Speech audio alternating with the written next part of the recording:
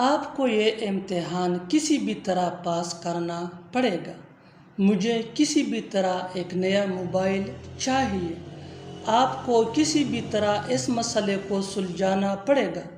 مجھے کسی بھی طرح 5 منٹ میں گھر پہنچنا ہے۔ ان جملوں کو غور سے دیکھو۔ ایسے جملے ہم روز بولتے یا سنتے ہیں۔ ایسے جملوں کے لیے انگلش کا جو اسٹرکچر یوز ہوتا ہے، اس کو سیکھنے کے بعد آپ بھی ایسے جملے بآسانی انگلش میں بولنے کے قابل ہو جائیں گے۔ اسٹرکچر کچھ یوں ہے: sentence plus by hook or by crook.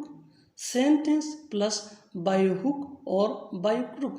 Sentence یہ سچویشن کے حساب سے ہوگا۔ بائی ہک اور بائی کروک مین کسی بھی طرح۔ آگے ڈیٹیل سے سمجھاتا ہوں مثالوں سے۔ آپ کو یہ امتحان کسی بھی طرح پاس کرنا پڑے گا۔ ڈیلی روٹین کا سینٹینس ہے۔ آپ کو یہ امتحان کسی بھی طرح پاس کرنا پڑے گا۔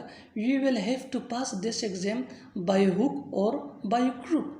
You will have to pass this exam by hook or by crook. You will have to pass this exam یہ سچویشن کے حساب سے سینٹینس ہے۔ by hook اور by crook یہ اسٹرکچر فارمولا ہے جس کی معنی ہے کسی بھی طرح۔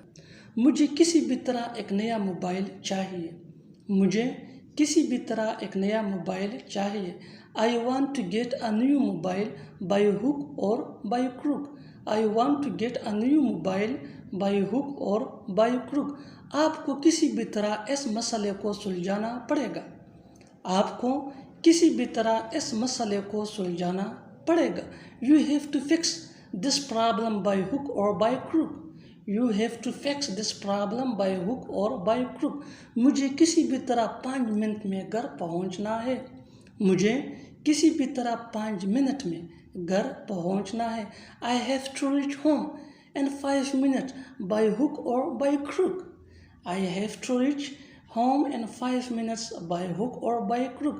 اور آخر میں یہ سینٹینس آپ کے لیے۔ اس کو ٹرانسلیٹ کر کے کامنٹ باکس میں ضرور لکھنا، دیکھتے ہیں کہ آپ اسے صحیح کرتے ہیں یا نہیں۔